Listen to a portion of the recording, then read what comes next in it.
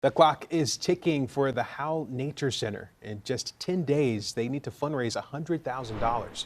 Al Myers is getting answers on why they need to raise so much in so little time and what might happen to these animals if they miss that deadline.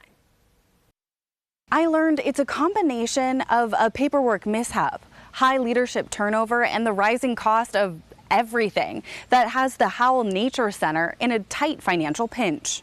It's been hard to keep up with all of our bills and things like that we have going to pay for the care that we have. The Howell Nature Center has just under 100 animals that call it home, like Biscuit here.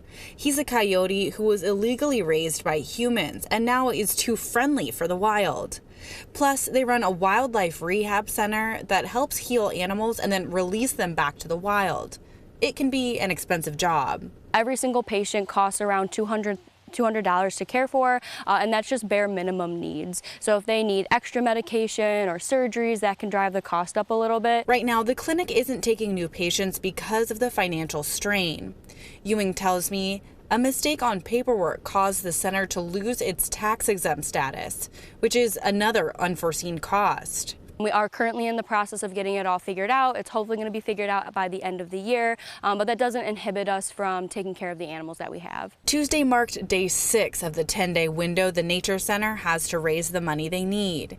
Ewing tells me so far they've raised $75,000 through donations, their partnerships, and other revenue.